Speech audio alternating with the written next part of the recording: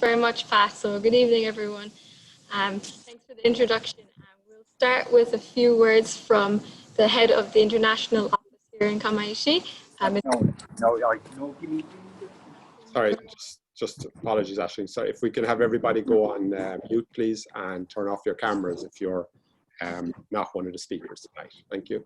Okay. That was my mom, I think, there. So. How do I turn it off? Oh, God. Sorry.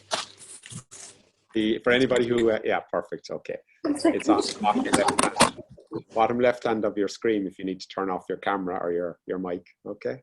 That's great.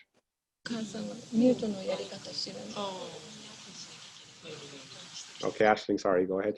So we'll start anyway with a few words from Mr. Nakamura Tatsuya about the Kamaishi International Exchange Division here in Kamaishi. どうぞお願いします。はい、皆さんお晩でございます。岩手県釜石市役所国際交流課課長の中村達也です。いつも皆様にはさまざまなご支援をいただきましてありがとうございます。I forgot to mention I'll also be interpreting into English for Nakamura. So good evening, everyone. My name is Tatsuya Nakamura. I'm the head of the International Exchange Division at the Kamaishi City Office in Iwate Prefecture. Thank you to all of you for your ongoing support to our city.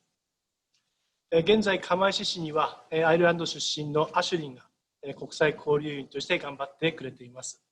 アシュリンは2017年7月に釜石に来て、毎日地域の国際交流の推進のために一生懸命取り組み3年が経ちました。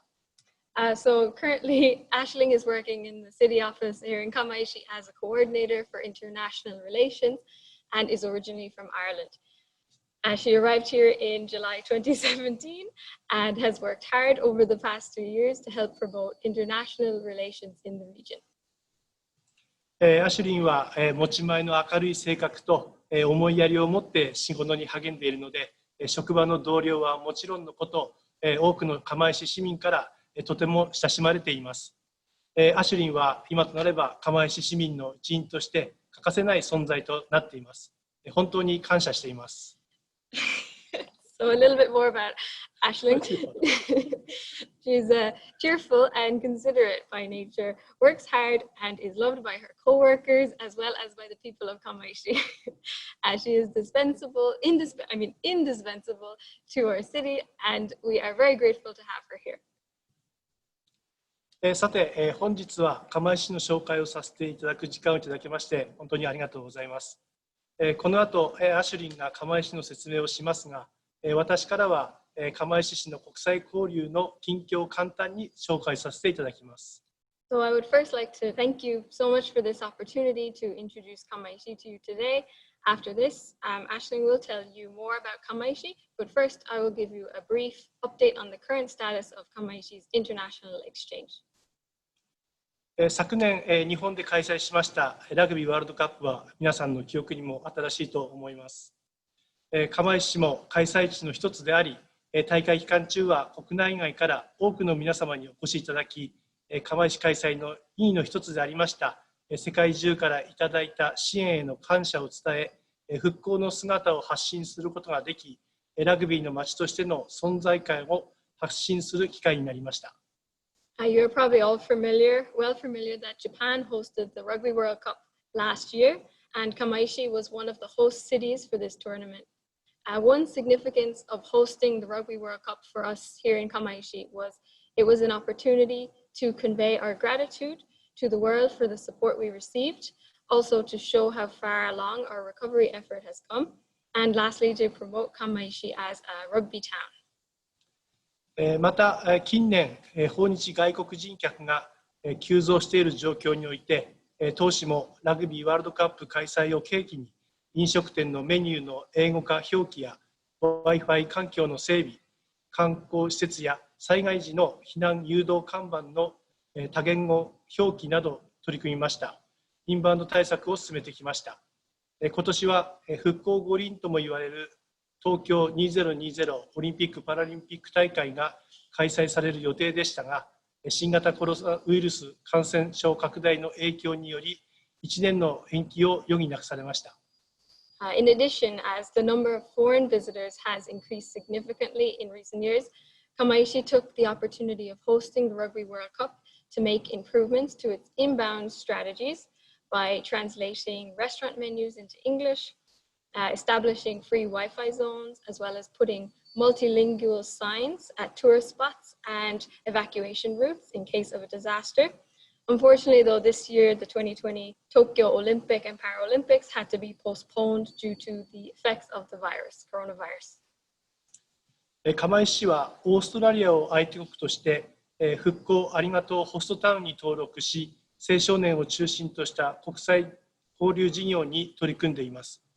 釜石市は今年の4月から国際交流課という部署を新設し、今後国際交流事業を通じて国際理解や国際社会での活躍できる人材の育成を推し進め、国内だけでなく世界とつながる拠点都市を目指していきます。Kamaishi is also registered as a Fukko, which is reconstruction, arigato host town for Australia, and is conducting international exchange projects primarily for the youth. This department, Kamaishi's International Exchange Division, opened as a new division this April and aims to cultivate a deeper international understanding in the people here, as well as encourage people to be more active in the international community. And by doing so, we hope to turn Kamaishi into a hub city for international relations. 本日このような機会を設けていただきましたものも何かのご縁かと存じますので、今後ともお声掛けをいただきまして、アイルランドの皆様ともつながり、交流ができればと願っています。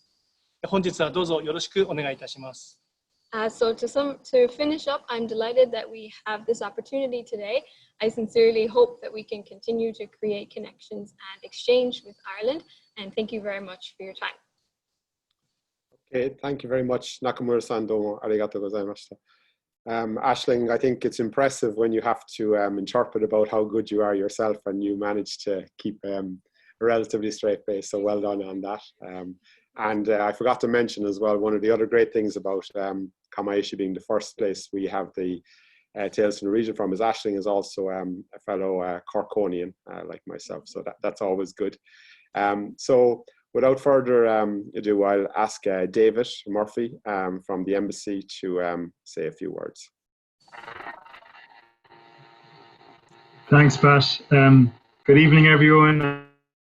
Thank you very much to Aisling and Nakamura-san for that update from Kamaishi. I must say it's a pleasure to get outside of Tokyo, even if it's only virtually. A lot of the embassy's work is in the capital, seat of government, parliament, government ministries. So it's nice to have an event where in my mind, I'm up in Iwate for the night. So thank you very much. Perhaps I'll give you, for people that might not have been events, Tokyo-based events, and for people that might not have tuned in before, I'll give an embassy update, and then I'll speak a little bit about our outreach outside of Tokyo in general and our efforts to engage outside of Tokyo, and then I'll hand back to Pat. So in terms of an embassy update, we have had a strange year. A lot of our work has been focused on consular activities for obvious reasons, looking after our citizens in up and down throughout Japan and helping them with travel advice and guidance as to what's happening with regard to the coronavirus, both in Japan and in Ireland. We've had to cancel many of our traditional events like the St. Patrick's Day Parade, St. Patrick's Day Festival that the IJCC are heavily involved in, and all of the St. Patrick's Day activities, or most of the St. Patrick's Day activities around Japan, were also cancelled. But we've been trying to do other things. We've been working with our Irish businesses and Japanese businesses who have operations in Ireland to communicate with them, to encourage them to listen to them, and also to encourage them in their activities in Japan and in Ireland. We've had some online cultural events, some music, very nice music events, and they've been posted on our social media and Twitter throughout the summer. the work has been less physical events than we've been used to, but we've been moving to digital, and the heavier consular focus this year has been the kind of the theme of the year so far. On outreach, the embassy does a lot of our work is based in Tokyo, but we do like to get outside of the capital and the greater Tokyo area as often as we can, for several reasons. One is consular and Irish community reasons. Another reason is business. We like to support Enterprise Ireland and IDA and Board BIA with their activities outside of Tokyo. And then we also have cultural and political reasons for getting outside of Tokyo. One of those major reasons was last week. Our chargé d'affaires, Peter Neary, went down to Hiroshima and Nagasaki to be Ireland's representative at the commemorations for the 75th anniversary of the atomic bombs. We get down, the embassy represents, sends a representative down every year to those events. It's very important that we do that. Ireland is a very strong leader in the United Nations for disarmament causes and for non-proliferation of nuclear weapons. So that's a very important outreach element, and we always engage with the governors and the mayors, particularly the two mayors of Hiroshima and Nagasaki when we get down there. We often get outside of Tokyo for business reasons. We have Irish companies operate around Japan, not just in Tokyo. So we often have business down in Osaka, Fukuoka, Nagoya, the Kyoto region. So Enterprise Ireland and IDA go on business trips to speak with clients and Irish companies outside there as well. And whenever they do, the embassy makes efforts to engage with the local chambers of commerce, the local government, to be part of the bigger picture. When Japanese companies think about Ireland, we try to provide them with the information they need, that they're up to date on the opportunities in Ireland and they know about Ireland, which is always a good starting point as well. Cultural and education reasons, we often go outside. One city where we have quite strong and regular links is with Matsue down in Shimane Prefecture, and that's because that was the first stopping place of Lafcadio O'Hearn when he arrived in Japan. So they have a major Lafcadio O'Hearn museum down there, and they have St. Patrick's Day activities every year, and they have a Lafcadio O'Hearn speech contest as well. So we have quite good engagement with Matsue, and it's kind of Irish diplomats make a regular appearances down there. But we also go to Hokkaido, we go to Kyushu Prefecture, and we haven't had regular outreach all over Japan. It's a small embassy, but we try and engage where we can. Ambassador Barrington, the ambassador before Ambassador Kavanagh, made a very special trip up to Kamaishi in 2018. Aisling will probably mention more about that later, but I know she really enjoyed her trip. She spoke at a school there, and it was one of the highlights, I think, for her of 2018. Before she left, it was towards the end of her time here, and I know she spoke very well of Kamaishi and her trip there. So I haven't been up to Kamaishi yet, but based on Ambassador Barrington's advice, I would like to make it up there very soon. There is one other link I would like to highlight between Ireland and Iwate province, and that is a footballing reason. There is a footballer that currently plays for Iwate Morioka, who was, I believe, a transfer from Cavantili FC a number of months ago. So we wish him all the best up in Iwate with his footballing career. I think that's it from me, Pat. I'll hand back now. Thank you very much. Thank you very much, David. That's good to hear about the activity outside of Tokyo.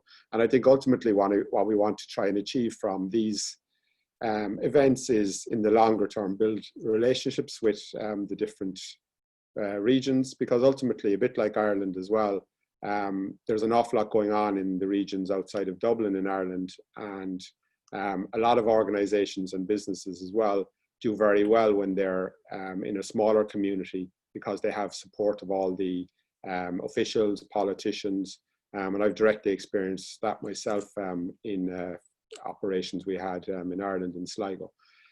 So without going on too much more, I'll hand over now to Aisling, and Aisling will give us an update on Kamaishi. Okay. Thank you for that, Pat, and also David for your words from the embassy. Before I do start, Nakamura is going to leave the screen, so he's going to.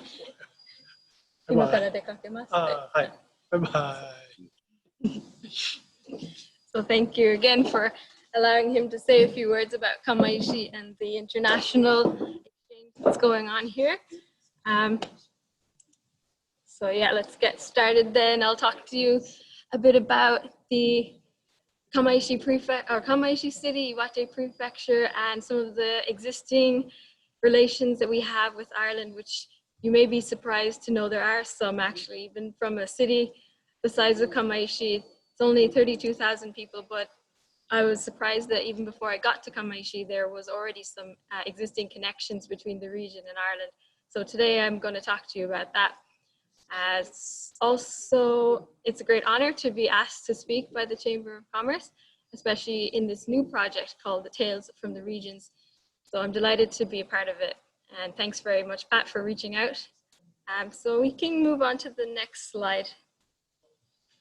So a little bit of a self-introduction. I grew up in County Cork, as Pat mentioned. My interest in Japanese began when I took up Japanese as a Leaving Cert subject when I was in secondary school. After that, I then moved to Dublin in 2014 to study languages at DCU, Dublin City University. That's where I met Emiko when she was also studying at DCU. So when I was an exchange student, when I was a university student, I studied in a language school in Sapporo for 3 months. I also spent a year studying abroad in Doshisha University in Kyoto. And after that, graduated in 2017 and returned to Japan straight away that summer as a CIR through the JET program.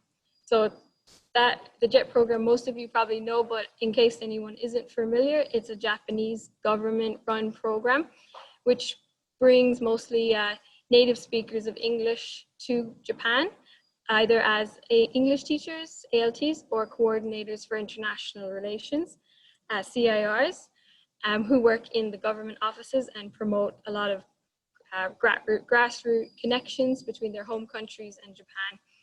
So that's what I've been trying to do for the last 3 years. Seeing as it's on the slide, I have some of my interests listed as being GAA, Gaelic Games, which I'll talk more about, hiking, so outdoor sports, Shiba Inu, which is a type of Japanese breed of dog, wagashi, which is Japanese sweets, and kendama. So those are some brief interests. Okay, can move on. So here I have written what I believe to be the main roles of a CIR, which are translation and interpretation. This can range from translating pamphlets to signs, anything that the city may need, emails.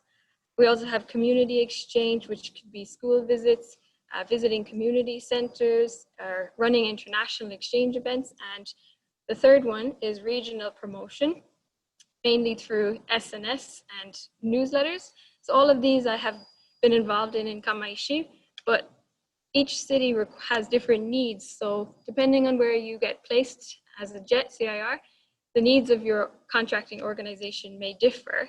And some of the needs for Kamaishi have been quite unique When I arrived here in 2017, it was right when Kamaishi was in the middle of preparing to host the Rugby World Cup. So a lot of what I've done is to do with inbound tourism, preparing for the influx of both domestic and international visitors as a host city for the Rugby World Cup. And preparing for those 2 Rugby World Cup games, the first being Fiji versus Uruguay, the second being Canada versus Namibia. So both before and during the World Cup, we had hosted diplomatic guests in Kamaishi, such as ambassadors from countries like Fiji, Namibia, Uruguay, as well as officials from World Rugby and Rugby World Cup sponsors, such as DHL and AIB. In addition to that, we had many foreign media and journalists come here from countries such as France, UK. They were focusing on making documentaries and writing writing newspaper articles about the story of Kamaishi and how it came to be a Rugby World Cup host city. This also includes journalists from the Irish Times who visited during the World Cup and got in touch. And basically, we helped schedule their itinerary, arranged meetings for them with local people, brought them to the stadium for a tour, the 311 Museum. So you can find that article on the Irish Times website still.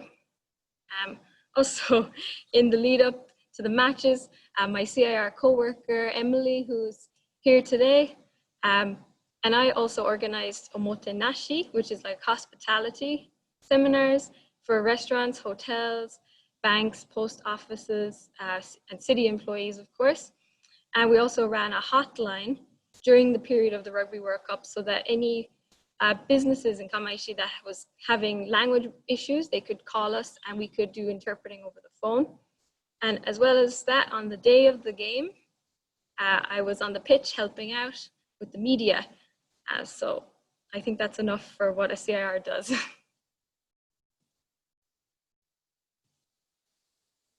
We can go to the next slide. Okay, this is just a look at how the matches went.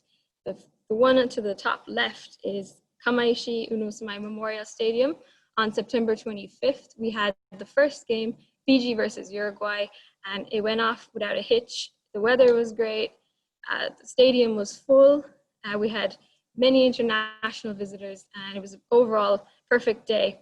Unfortunately, the second match, as you can see in the second picture to the right, top right, which was Namibia versus Canada, unfortunately didn't go ahead due to the typhoon at the time, which affected a lot of Japan.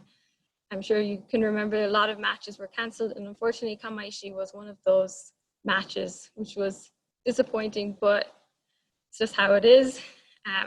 Then on the bottom left, this is a picture from the Ireland and New Zealand semi-final game, which I was lucky enough to be able to see, travel down to Tokyo and see the match, although we were heavily defeated in that game, but it was a great experience. And then in the right bottom corner is another picture. This is a more unusual example, a little bit for CIR, but through the generosity of the DHL sponsors, we received some tickets to see the Rugby World Cup final, which was very much unexpected perk of the job, not written in the contract, but it does occur. So we're very grateful to them for that support. Yeah, we can move on. So I'm going to introduce Iwate Prefecture to you first. A lot of Japanese people also don't know where Iwate Prefecture is located, don't know a lot about it. So we'll start by pointing out where it is located. If you look at the map, you will see that it's located in the northern region of the main island, Honshu, in the Tohoku region.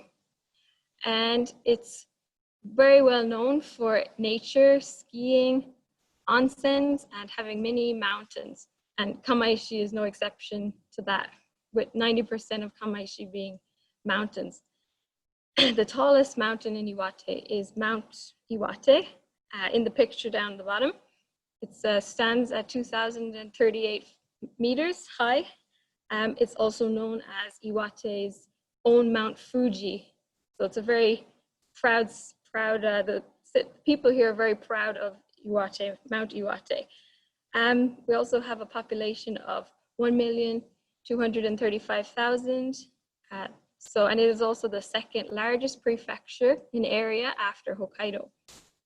The capital is Morioka, which is more inland, and let's see, oh yeah, it's also on the Shinkansen line, so it's actually very accessible from Tokyo, even though the perception is that Iwate and Tohoku is very far away from the bigger cities. It's actually quicker to get here from Tokyo than it is to get from Tokyo to Osaka. So it takes 2 hours, 20 minutes by the fastest Shinkansen, which is not bad when you're on a comfy Shinkansen.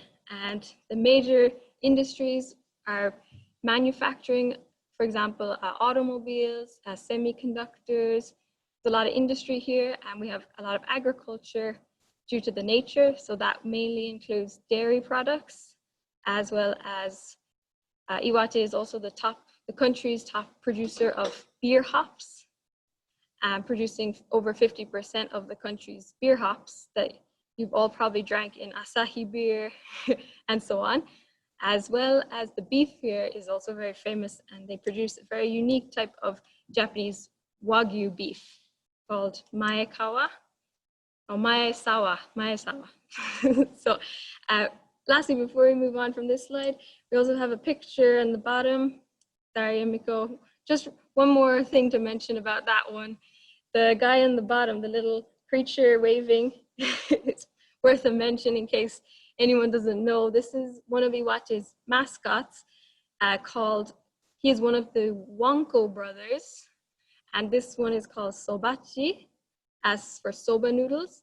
And the reason he has been chosen as the prefecture's main mascot is due to the popularity of Wanko soba, which is a style of eating soba noodles where you receive a bowl of noodles in front of you, you eat them, and the bowl gets taken away but gets instantly replaced with a new bowl of noodles, and you continue to eat as many bowls as you can. Most people get to maybe 20 to 30, but if you manage to get 100 or more, you'll get a special certificate saying that you've completed 100 bowls of soba noodles, which is great. And the Sobachi's, he's unique because his head is made out of a traditional lacquered bowl, which Iwate is also the top producer of lacquerware in Japan. And inside the bowl looks like it could be his brains, but it's just soba noodles. So I like him the best, and I have my own stuffy of him at home as well. So yeah, that's fine. We can move on. So now we'll get into a little bit about Kamaishi. Its city is located on the coast, the Sanriku coast of Iwate, and it's known as the city of steel, fish, and rugby. This is the city's motto. The reason that it is known as this is because since the Meiji era, Kamaishi has accelerated in iron and steel production and manufacturing, and was the first place in Japan to construct a Western-style blast furnace, which is called Hashino.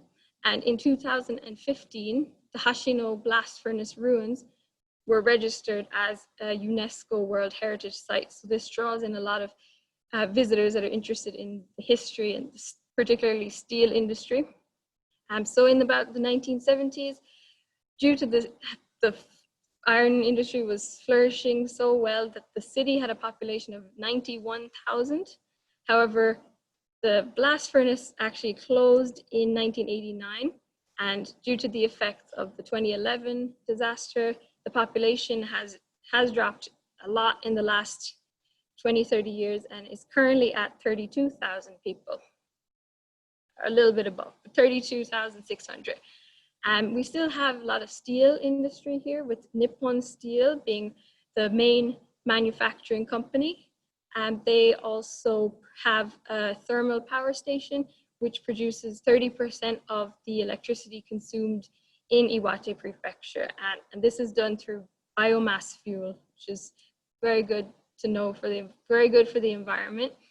Why is it a city of fish is pretty obvious, because it's located along the Sanriku coast, which is known as a bountiful fishing grounds. And the main catches in Kamaishi are the mackerel, saba. We have Pacific sauri, which is sanma, oysters, kaki, and wakame seaweed. So those are the main ones, but there's a lot more as well. And why is it a rugby town? This is because in the 70s and the 80s, many of the Nippon Steel workers, employees, played for the Nippon Steel rugby team, which actually went on to win 7 consecutive Japan national championships in a row, and became known as the Northern Iron Men. So this team was very successful and came from a small city, but had great achievements. It actually disbanded in the 1990s, but was reborn as a local club team called the Kamaishi Sea Waves, which are still active today. And as you all know, Kamaishi was also one of the cities affected by the 2011 earthquake and tsunami disaster, losing over 1,000 lives, and with 4,000 homes being destroyed. So a lot of damage was caused here. Over the last 9 years, however, we've seen major reconstruction. For example, we have new highways being built along the coast as well as inland. We have the fortification of coastal areas by raising the land in some areas by 20 meters or more. The raising of seawalls, breakwater, and just overall creating a new image for the city through new facilities. Of course, the stadium being a big one as well. And also the port here, Kamaishi Port, was named Port of the Year last year, 2019, and this was also a great achievement for the city. And the main reason was that it was chosen was, for one, overcoming the disaster and the adversity that came with the 2011 tsunami. It also did play an important role in the construction of the stadium and the highways that are being constructed here, the Sanriku-Fukuo Highway, due to the port being able to operate well enough to have about 9,300 containers enter the port in 2019. And just to give you an idea of the difference, the increase, in 2010, there were 114 containers. So that's a huge jump. Also, at that time, it was 8 companies were shipping. And in 2019, when we had over 9,300 containers, we had 84 different companies shipping goods here. So yeah, I guess, yeah, we'll keep going. So next, I would like to just mention a few things that I have done during my time as a CIR here to do with sharing Irish culture with the people. Here's one example, which is a World Cafe event. And as you can see, we have a lot of props, like we have hurleys, Gaelic footballs, leprechaun hats, flags. So it's not just about showing people pictures and talking, it's about getting them involved and getting them to experience a bit of Irish culture. So that was great, great fun. We can go to the next one. Another way of sharing Irish culture that I organized in Kamaishi was setting up Gaelic Games events. We held an event introducing Gaelic Games at the Unosumai Stadium, and this was through the help of the Irish Embassy and the Japan GAA Association down in Tokyo, who we had some of their coaches come up and teach the Gaelic Games training sessions. And as you can see, we have people from all different nationalities, all different ages. I think we had over 6 nationalities in total. So this is a good example of how you can have cultural exchange even if you have a language barrier through sports, and you can also do it on a low budget. So it's very accessible to the people. And on the right is just the example of the flyer I made and distributed throughout the city to spread the word about the event.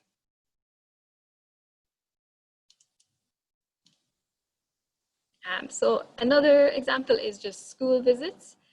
And this isn't just your average go to a school and talk for 30 minutes on your home country's culture, but this is more of an involved event where you spend about 2 months beforehand prepping for the day. And then on the day, so you prep by making posters. We ordered food from Ireland, milky teat, sweets, potatoes, Maltesers, all things that we thought the kids would like, Ribena and like drinks and stuff. And then on the day, the kids all come in and they basically go around and they sample all the different aspects of the culture, including the food and the sports. So also another great way to demonstrate your home country. Final example is just through writing up bilingual newsletters and sharing them throughout the city as well. This is one example. It's called the Kamaishi CIR newsletter. We try to post these at least twice a year. So it just gives people some information on what activities the CIRs here are carrying out. And then we have a section on culture that we provide some information about our own country's culture. So that's just one example that I talked about St. Patrick's Day.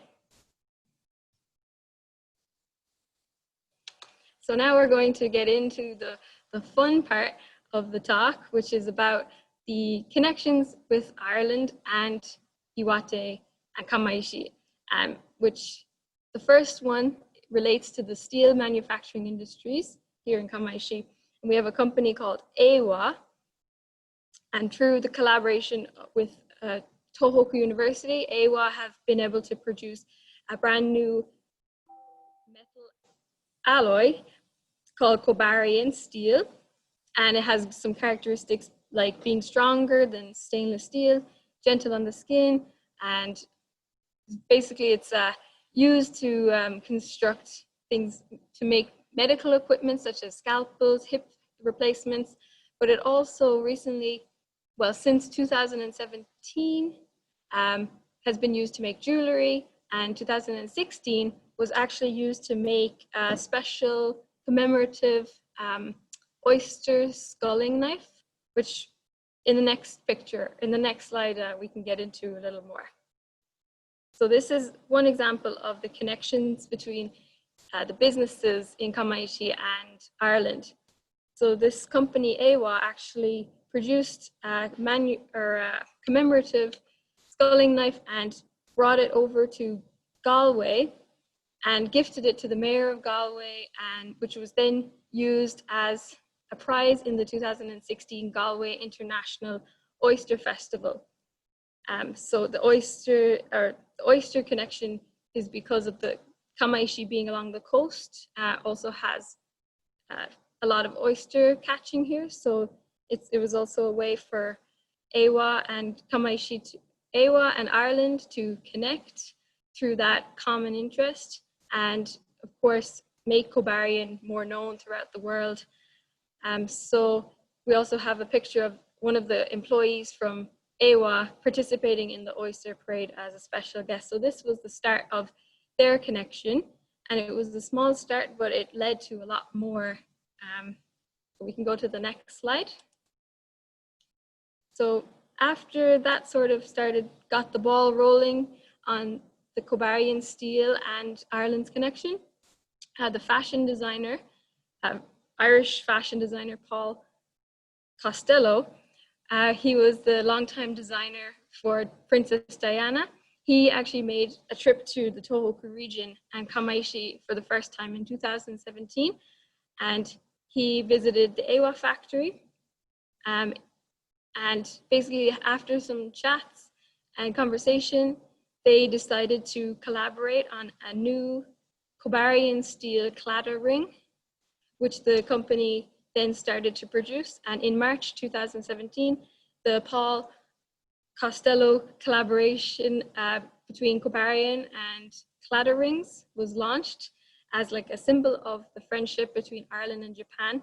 One of his purposes of coming over here to make a connection was to support the recovery efforts after the disaster, the March 11th disaster. So this was his way of contributing to the region.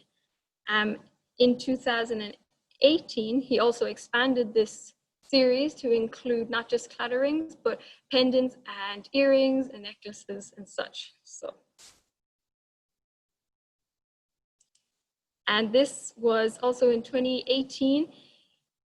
Paul visited Kamaishi again, and we had a huge event here, a fashion show, which I was involved in, not on the runway, but behind the scenes. And it was a really great success. And we held it in one of the new facilities called Tetto. And we had not just the fashion show, but we had music groups and Irish dancers, all from throughout the Tohoku region. We also had Harry Sugiyama, which is a very famous TV presenter in Japan. So he was in charge of running the event from the stage, giving the cues and telling the models when to come out. So this was also really great opportunity in meeting Paul and interpreting for him, as well as helping out. And we also had not just professional models, but he also recruited some local women to, even if they had no modeling experience at all, to come out and get involved as models for the day. So they also really enjoyed the experience. Yeah. And we also have which David mentioned about the Ambassador Barrington's visit to Kamaishi, was in March 2018. She visited for 2 days, and this was through the charity organization Support Our Kids, which is an organization that provides support for children from affected areas of the 2011 earthquake and tsunami disaster, which Anne Barrington is the vice chairperson for. And although we had some issues getting her here with a massive snowstorm and the Shinkansen being delayed a few hours, we just about managed to get her here on time for this lovely reception that you can see in the picture on the left. And she did a speech on stage to the students and to the public of Kamaishi. We also brought her to visit the stadium in Unosumae, the newly reconstructed Kamaishi breakwater, which actually holds the Guinness World Record as the deepest breakwater in the world, which is another connection between Ireland and Kamaishi. So she was delighted to be a part of that. And also we have some more just casual things like pizza making. We also brought her to the Ewa factory that is producing the Kobarian cladder rings, and had a tour of the factory. And she was delighted to leave with her own cladder ring on her way out. So overall, I'm glad she enjoyed her time here. And yeah. And this is another existing connection. It's a relatively new connection between the town of Iwate town within Iwate Prefecture, which is a little bit north of Morioka. And at the moment, Iwate town is registered as a host town or a host city for the Irish women's hockey team.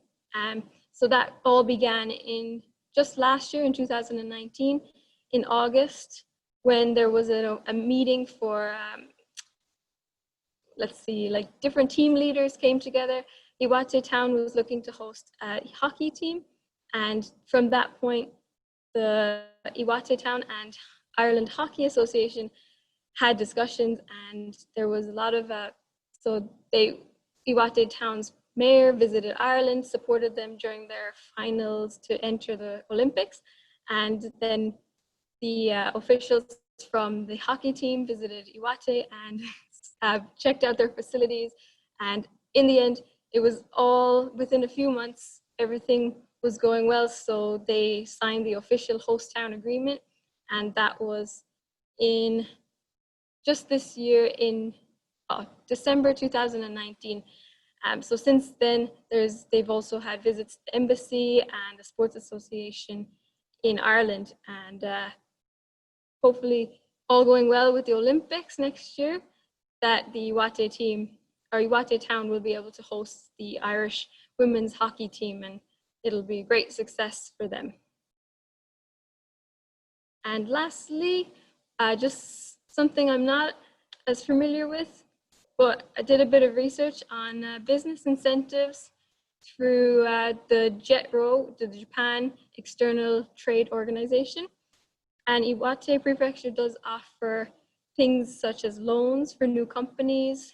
Target industries include manufacturing, software design, engineering, and if the company meets the requirements, then they can receive loans with a grace period of 3 years and a payment period of 10 to 15 years with annual interest of 1.8 to 2%. There's also subsidies, which covers 1/10 to 3/10 the amount of the investment. And I recently learned that Kamaishi-shi also offers its own subsidy to foreign industries. And this subsidy is for 20% for new or expanding companies to cover the cost of land acquisition, land development, plants, and equipment. So this information you can find out more about it at the 2 links on the bottom. If you have any questions, maybe inquire with the chamber rather than me on this one. And then finally, just to wrap up, I did want to talk about a lot more things today, but I decided to focus on the connections that Iwate and Kamaishi has with Ireland. So I hope it was enlightening. I hope that there was some new information for you all. I think Pat will mention we are going to be sharing the slideshow later, and we will include more of the slides that I wanted to talk about, some of the industries and businesses here in Iwate and Kamaishi that I found interesting and also have connections with other countries outside of Ireland. So thank you very much.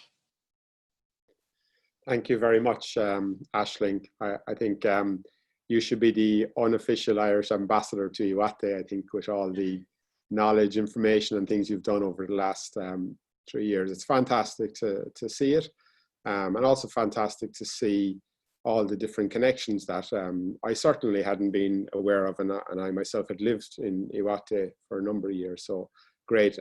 One of the learnings from this event is as well, you have lots more to talk about. So maybe for the next event, we'll extend the time frame, but we'll definitely circulate the rest of your presentation. And I'd encourage anybody on this call to reach out to Aisling if you have any inquiries or questions about Kamaishi Iwate as well.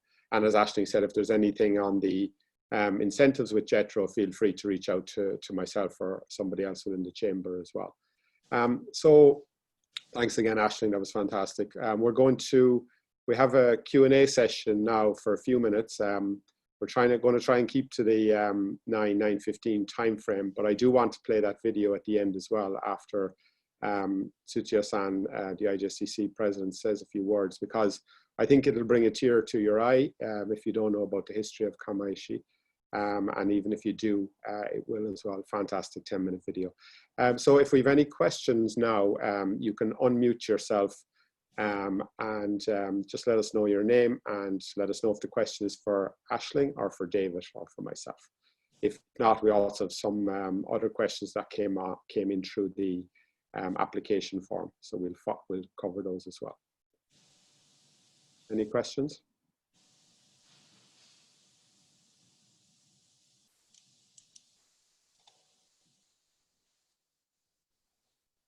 Feel free to unmute yourself and you can also turn on your cameras as well at this point as we go into the Q&A. So while we're waiting for anybody to, I suppose, come up with a question or get the courage to ask a question live here, I have a couple of questions there, Aisling, that came in earlier. So I suppose the first question is for you, which I think is obvious enough, but it says, would you recommend Kamaishi as a place to visit, and what are the highlights? I think you can answer that yourself, but it sounds like you would. I can give you some more reasons why I would definitely recommend Kamaishi as a place to visit, even as a place to live, especially if you're someone who's interested in sort of escaping the big city, getting out of that kind of concrete jungle environment. I think it's a great place to find a new sort of relaxed pace of life. Personally, I enjoy the nature, getting outdoors, getting outside. One of my favorite things is the coastal areas and just driving up the coast. So I would definitely recommend, if people travel to Sendai by like Shinkansen, and then rent a car from Shinkansen, rent a car from Sendai, and then drive up the Route 45 or take the new highway, and you'll get some great scenery on your way up. So probably the best time to come would be the summer months. We usually have a lot more festivals going on. Yoisa Dance Festival is a big one that anyone can participate in, and the Kamaishi Festival, is also held in October. Another good one to get involved in. So you can take part in any activity from swimming, fishing, camping, sports. So if you're an outdoors person, it's a great place. There's the Michinoku Trail as well, which, Pat, I think you're familiar with. And even if you come in winter, there's activities like skiing and onsens too to get involved in. Very good, thank you, Ashley. Just one other question that is not related to that at all, but somebody has asked here, was there an ongoing or lasting benefit for Kamaishi hosting the Rugby World Cup?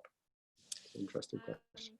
So by hosting the Rugby World Cup for Kamaishi, really sped up the recovery process for the city as a whole. And that is one of the biggest ongoing lasting effects.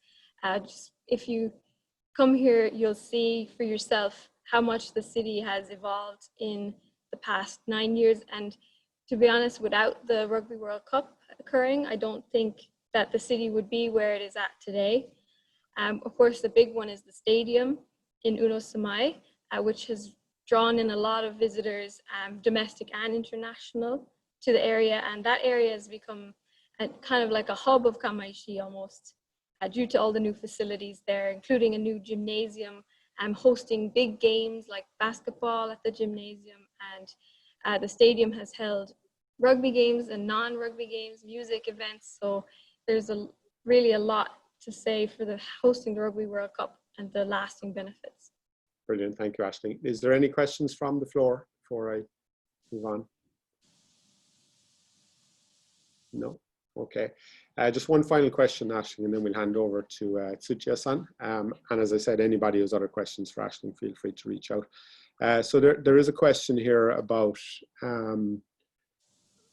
just the opportunities to connect with overseas. I think this question comes from somebody who has lived in Iwate, and they didn't really see a lot of opportunities, and hence probably a lot of people moved to Tokyo.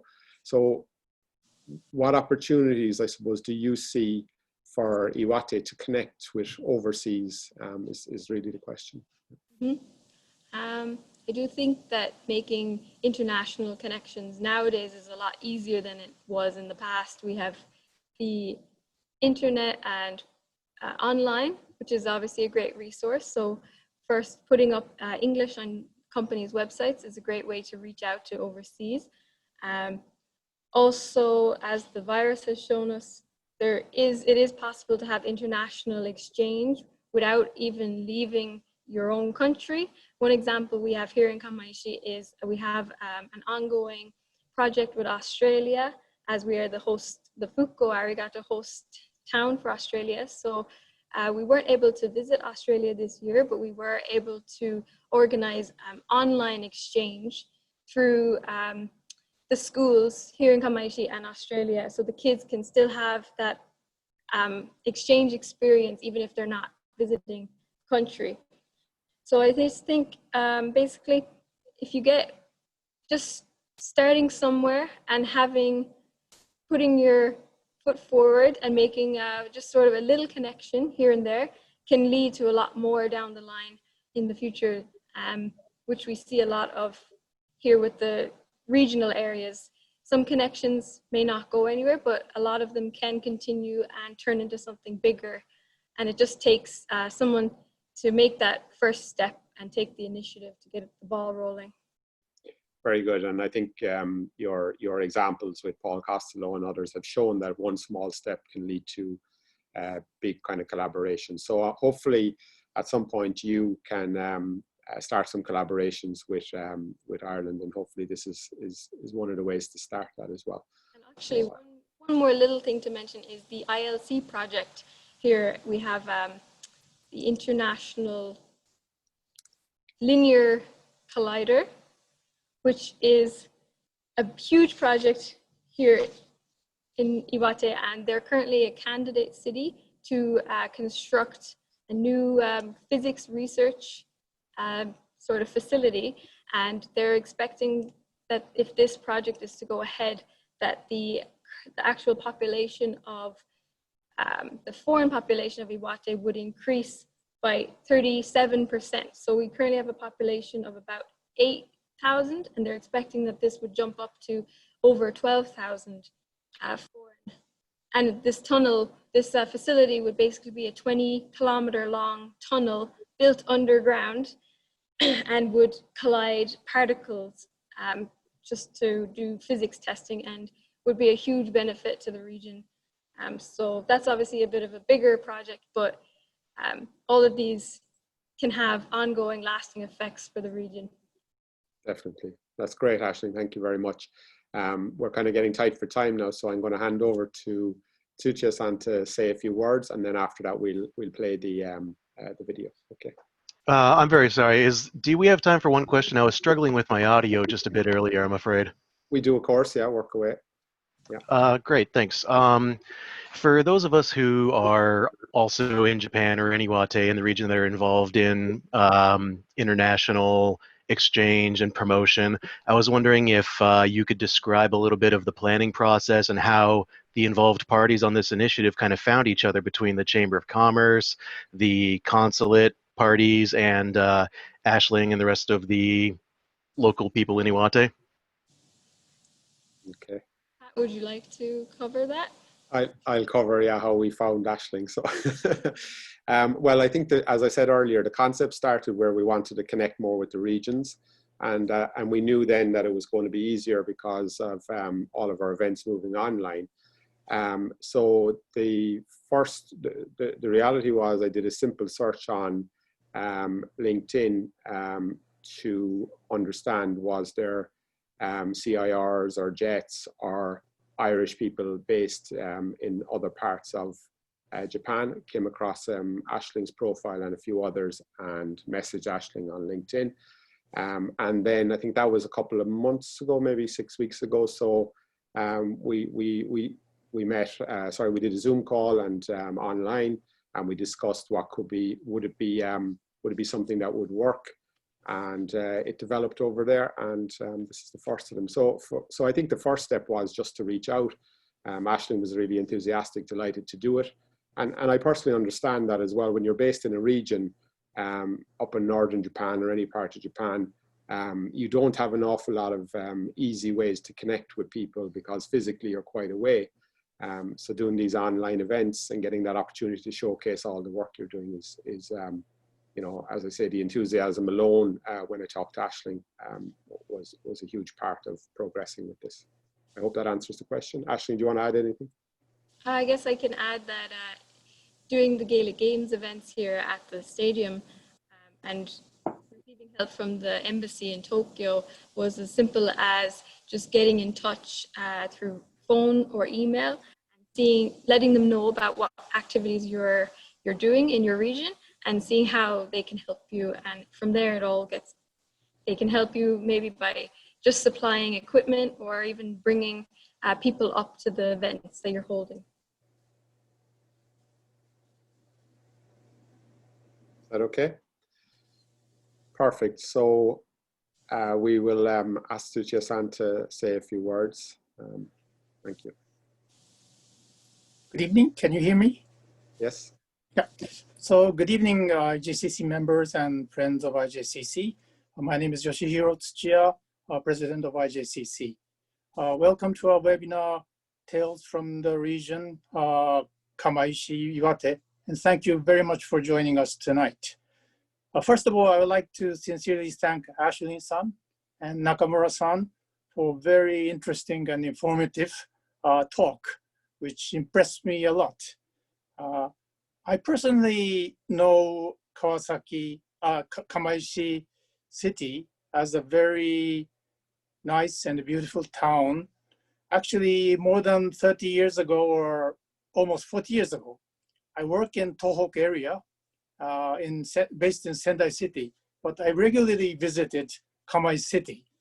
And that reminds me the beautiful part of the Kamai City. And at that time, Kamaishi was very famous for rugby as the base camp of the base city of the Shinnitetsu Kamaishi team, which was a really legend for the Japanese rugby game. Actually, just for your information, I also challenged Wanko Soba when I was young at the time and the times.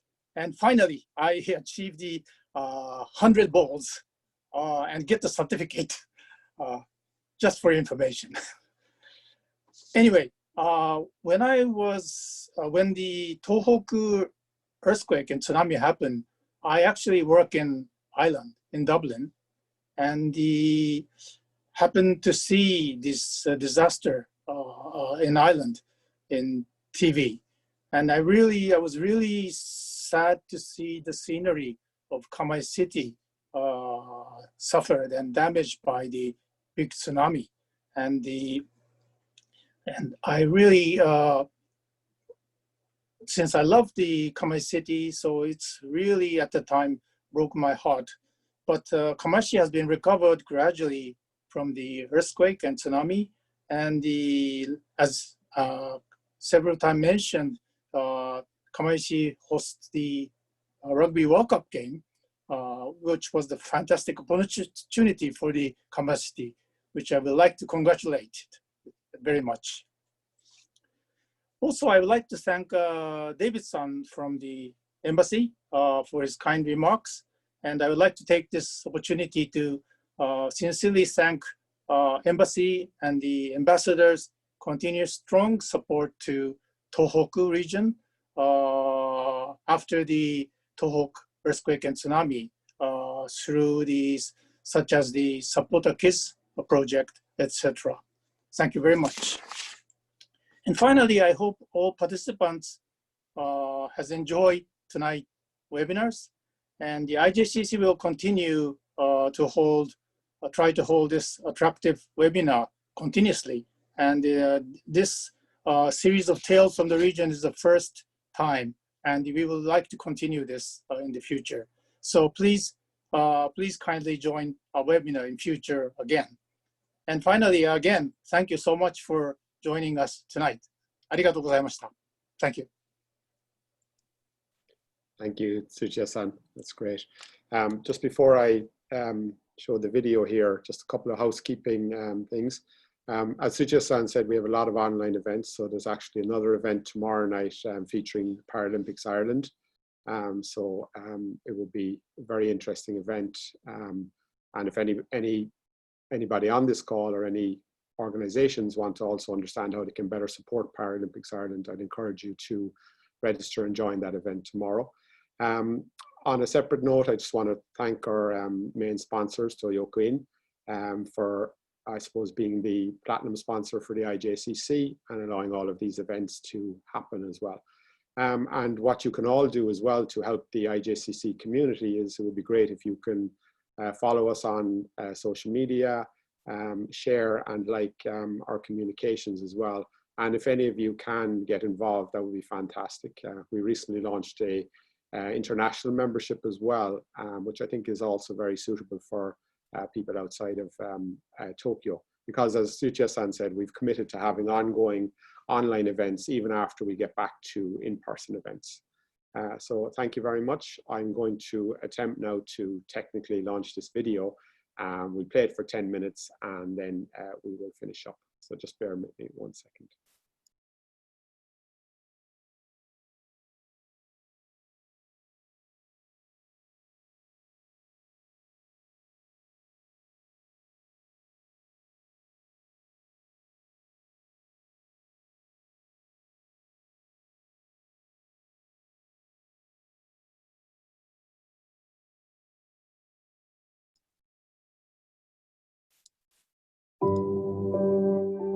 second.2011年3月11日、東日本大震災発生。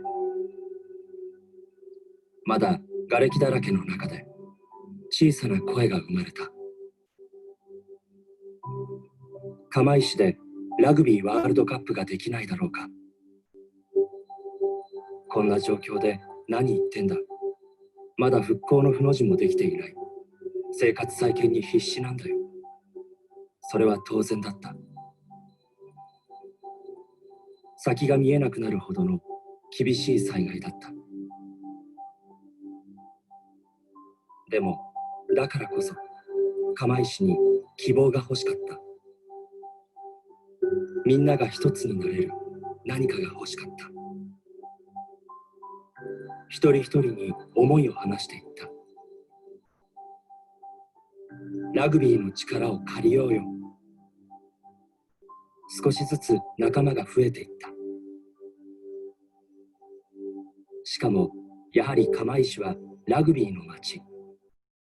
いつの間にか同じ思いを持ったいくつものチームが育っていた。2014年7月4日、ラグビーワールドカップ2019開催都市への立候補を表明。やるとなったらやるべ。さあ、釜石の本領発揮だ。ところが、立ち上がったのは釜石市民だけではなかった。新日鉄釜石の日本選手権7連覇時代、私たちは釜石に勇気をもらった。今度は私たちが釜石に勇気の恩返しをする番だ。岩手、東北、そして全国の人々が釜石開催を応援し始めてくれた。2015年3月2日、開催地に決定。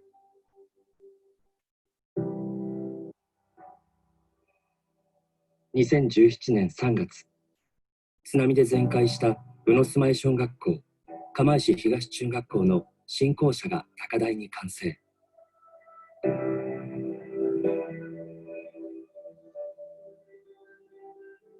2017年4月、震災まで学校があった場所にスタジアムの着工。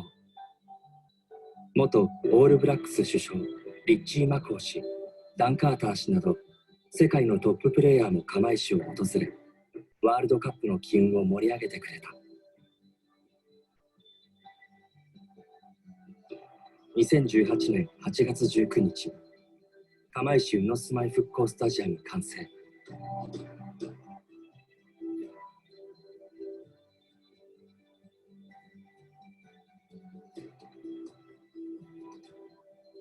さまざまなオープニングイベントが催された。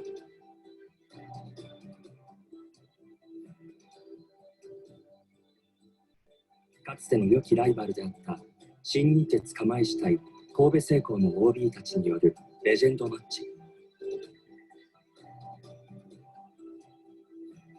釜石シーウェーブス対ヤマハ発動機ジュビロの白熱したゲーム。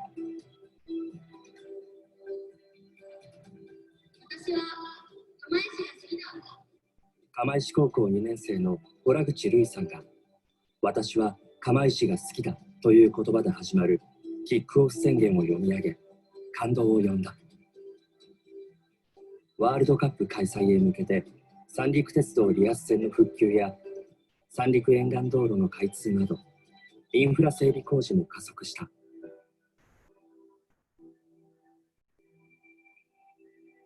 2019年7月27日、テストマッチとしてワールドラグビーパシフィックネーションズカップ2019日本代表対フィジー代表戦開催。そしてついにその日は来た。2019年9月25日、ラグビーワールドカップ2019日本大会釜石開幕。フィジー対ウルグアイ戦。続々と到着するお客様を多くのボランティアの皆さんが色とりどりの大漁旗を振り、満面の笑顔とハイタッチでお出迎え。秋晴れのスタンド上空をブルーインパルスが展示飛行。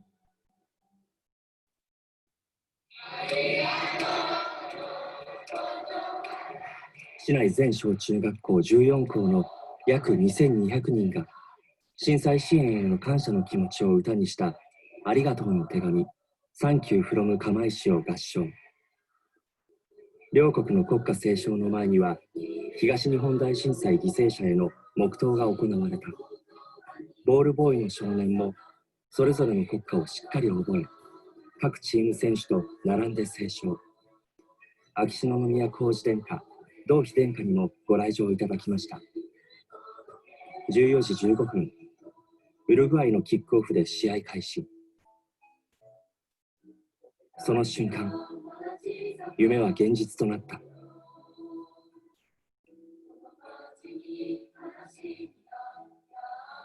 観客数は14,025人と発表された。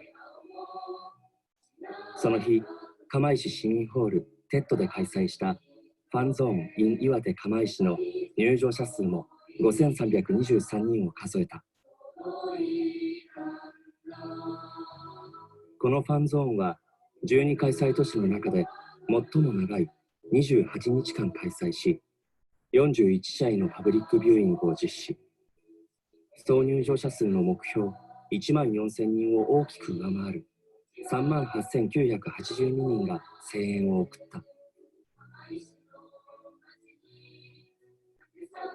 2019年10月12日、令和元年、台風第19号ハギビスが日本に来襲し、東日本を北上。コースがそれてくれないか、一縷の望みは届かなかった。残念ながら10月13日開催予定だったナミビア対カナダ戦の中止が発表された。しかし物語には続きがあった。試合は見ることができない。スタジアムにも入れない。にもかかわらず、鵜住居駅周辺には大勢の人々が集まってきた。みんなで大漁旗を持ってスタジアムまで行進しよう。キックオフ12時15分に合わせてホラ貝が吹かれ、台風一過の青空の下、100機以上の大漁旗が振られた。何かを応援するように。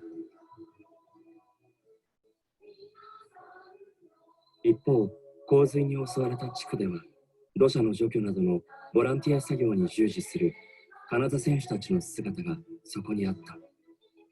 もしかしたら、試合以上の大切なプレーを私たちに見せてくれた。これこそがラグビー精神なのかもしれない。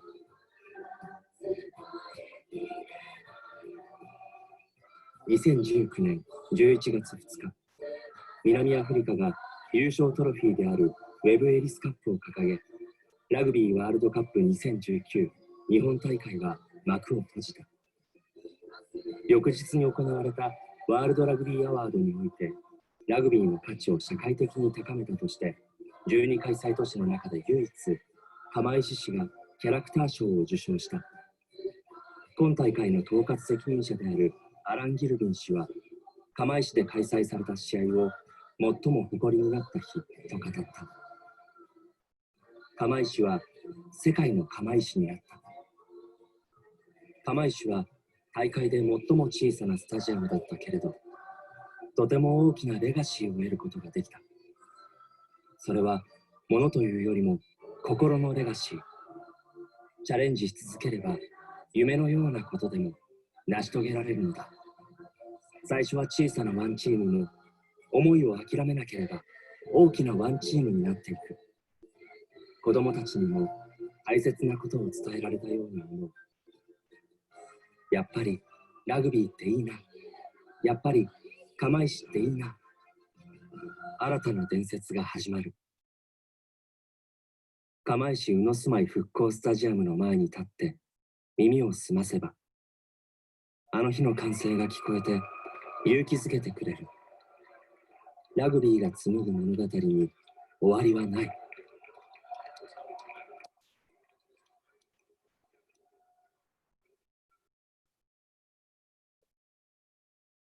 So thank you, everybody. I think you'll agree that's a fantastic video. 鉄とともにラグビーは釜石の人たちの中にある。All right, some technical problems. So yeah, once again, thank you to Nakamura-san, Ashling, and also for everybody in Kamaishi for, I suppose, the recovery over the last number of years. So that's the end of our IJCC event today. And we look forward to seeing you at the next one. So thank you all. Thank you very much, Pat, for having us. And thank you also for your introduction thank you from Kamaishi. Thank you from Kamaishi. It was a great privilege to speak to you all today.